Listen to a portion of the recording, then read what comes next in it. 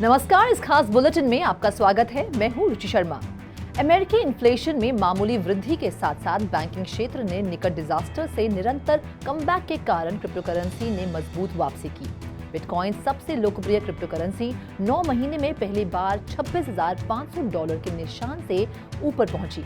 Market capitalisation द्वारा सबसे बड़ी क्रिप्टोकरेंसी हाल ही में $24,700 पर कारोबार कर रही थी, जो पिछले 24 घंटों में 2% से अधिक थी। मंगलवार को एक समय BTC लगातार दूसरे दिन डबल डिजिट्स में बढ़ा।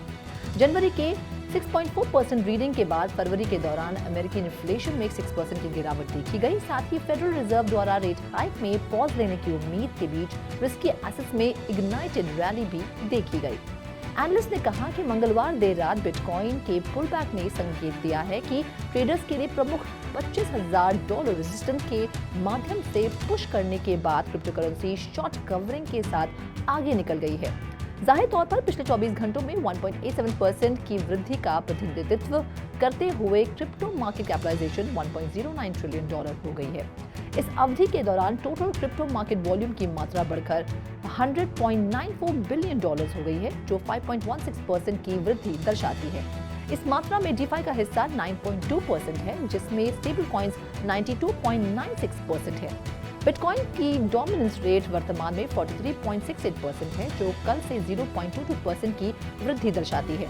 कुछ एनालिस्ट ने जोर देकर कहा कि बिटकॉइन के नैरेटिव को ये कहते हुए बदल रहे हैं कि बिटकॉइन अब एक ऑल्टरनेटिव करेंसी के रूप में व्यापार कर रही है, क्योंकि क्रिप्टो कम्युनिटी में फेड पिवट नैरेटिव मजबूत बना हुआ है। इसने रिस्क एसेट के रूप में ट्रेड करना बंद कर दिया है। दूसरी सबसे बड़ी क्रिप्टोकरेंसी ईथर भी सुबह बढ़ी, लेकिन फिर पीछे हट गई। ETH आखिरी बार $1,705 पर कारोबार कर रहा था, जो उस दिन 1.5% ऊपर था।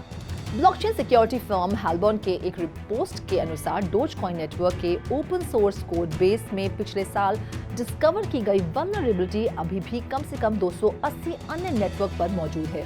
हैलबॉर्न की जांच से पता चलता है कि लाइटकॉइन और Zcash सहित कई अन्य नेटवर्क में समान वल्नरेबिलिटीज मौजूद हैं। हैलबॉर्न के अनुसार ये पोटेंशियल सिक्योरिटी रिस्क के लिए टोकन में $25 बिलियन से अधिक का पर्दाफाश कर सकता है।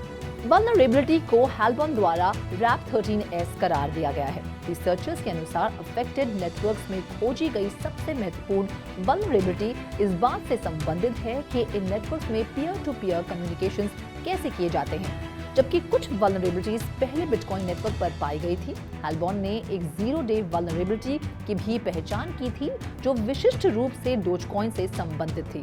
ये विशेष vulnerability remote procedure call services से संबंधित थी, जो अटैकर्स को रिमोटली कोड एग्जीक्यूट करने और इंडिविजुअल माइनर्स को प्रभावित करने की अनुमति दे सकती थी।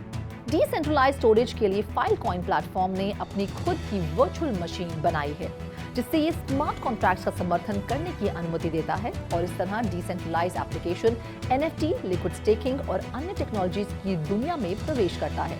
नेटवर्क हमेशा डिसेंट्रलाइज्ड फाइल स्टोरेज प्रदान करने का इरादा रखता था, लेकिन अब जब उसने अपनी फाइलकॉइन वर्चुअल मशीन लॉन्च की है, तो ये उस पर बिल्ड किए गए एप्लीकेशन का सपोर्ट कर सकता है।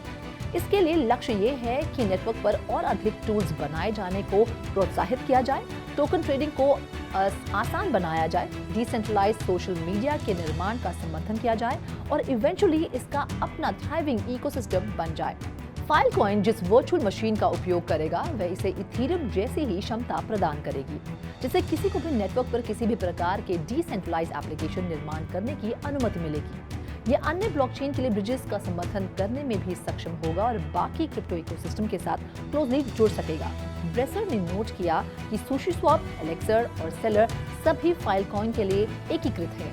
पॉलीगॉन लैब्स के सहयोग से अनस्टॉपेबल डोमेन्स ने पॉलीगॉन डोमेन एक्सटेंशन लॉन्च किया है। ये किसी के लिए भी इस सपोर्ट का समर्थन करने वाले एप्लीकेशन का उपयोग करके पॉलीगॉन ब्लॉकचेन पर पैसा भेजना आसान बना देगा। क्रिप्टो डोमेन नाम का उपयोग लॉन्ग अल्फा न्यूमेरिक स्ट्रिंग्स को बदलने के लिए किया जाता है, जो सार्वजनिक रूप से वॉलेट की पहचान करने के लिए उपयोग किए जाते हैं। आइडिया ये है कि वे टाइप करने और याद रखने में सरल हैं, जबकि ऐसी डोमेन सर्विसेज को क्रिप्टो वॉलेट और एप्लीकेशंस द्वारा इंटीग्रेट किया जाना चाहिए। अनस्टॉपेबल डोमेन्स का दावा है कि पॉलीगॉन डोमेन 750 एप्लीकेशंस, गेम्स और मेटावर्सेस में प्रयोग करने योग्य होगा। डोमिनिका के कॉमनवेल्थ ने सरकार द्वारा जारी blockchain based digital identity system बनाने के लिए ट्रॉन और हॉबी के साथ सहयोग की घोषणा की है।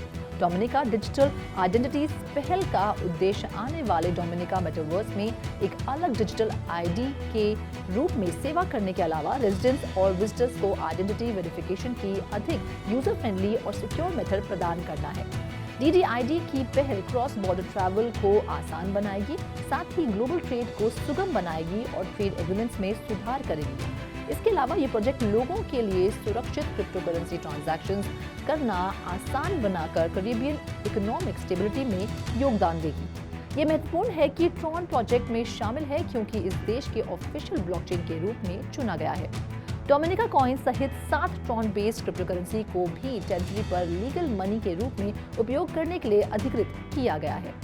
बाइबिट सिंगापुर और formula 1 team Oracle Red Bull Racing ने एक joint esports programme Bybit programme accelerator के लॉन्च की घोषणा की है। प्रोग्राम का एम इंटरनेशनल कॉम्पिटिशंस में कम्पीट करने वाले एलीट ई एथलीट्स के परफॉर्मेंस में सुधार करना है। बाइबिट परफॉर्मेंस एक्सेलरेटर प्रोग्राम को स्ट्रक्चर्ड एक्सरसाइज के जरिए पार्टिसिपेंट्स की फिजिकल और मेंटल वेलबींग का आकलन करने के लिए डिजाइन किया गया है और उन्हें अपने कंपेटिटर्स पर कंपेटिटिव एडवांटेज प्राप्त करने में मदद करता है।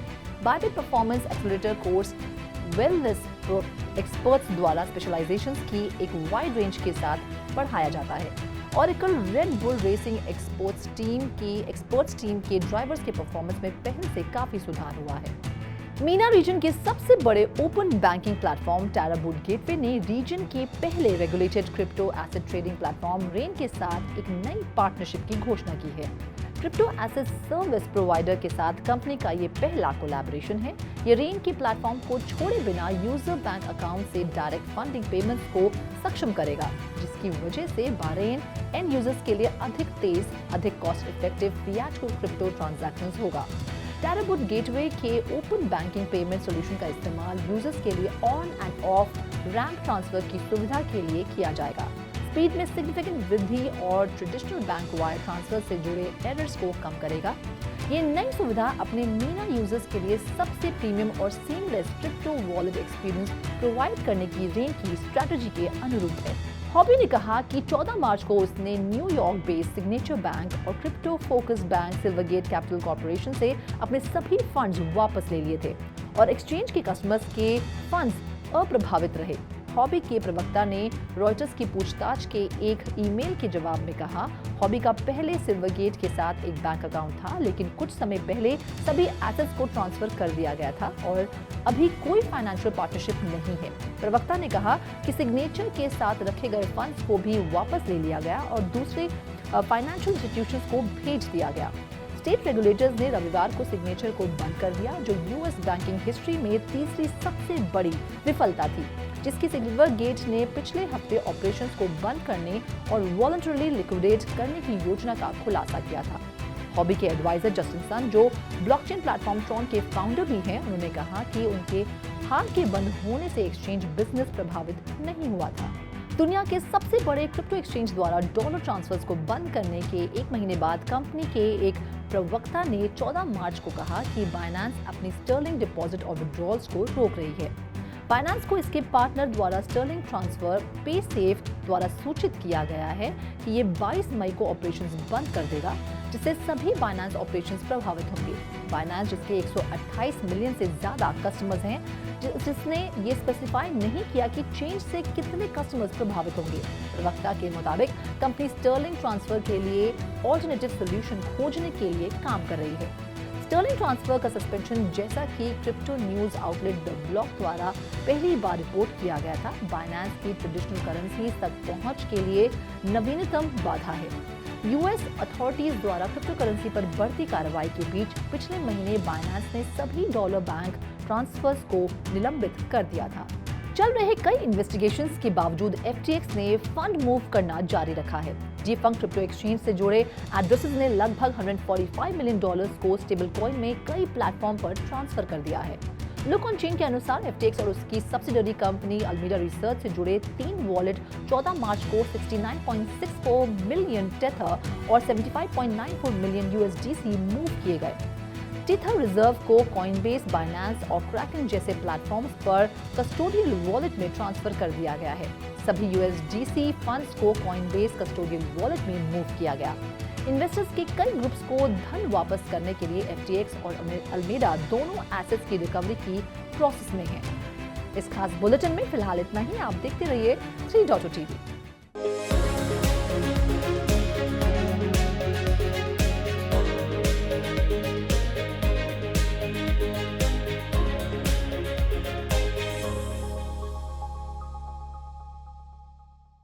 Cryptocurrencies scripted strong comeback led by modest growth in the US inflation alongside banking sector's continued rebound from near disaster. Bitcoin, the most popular cryptocurrency, scaled above $26,500 mark for the first time in 9 months before losing some of its gains. The largest cryptocurrency by market capitalization was recently trading at $24,700, up over 2% in the past 24 hours. At one point on Tuesday, BTC had risen by double digits for a second consecutive day. Moderation in the US inflation during February to 6% from January 6.4% reading ignited rally in risky assets amid hopes of Federal Reserve would take a pause in rate hike. Analysts said that the Bitcoin's pullback late Tuesday indicated that the cryptocurrency has got ahead of itself with short covering after pushing through key $25,000 resistance for traders. Apparently, the crypto market capitalization has grown to $1.09 trillion, representing a 1.87% increase over the last 24 hours.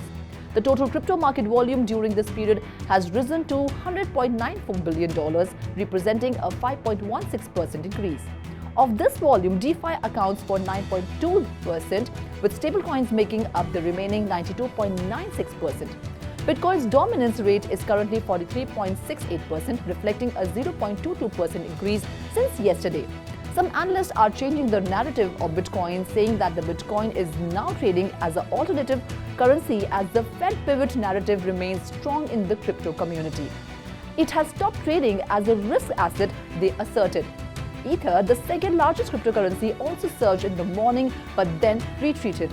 ETH was recently changing hands at $1,705, up 1.5% for the day.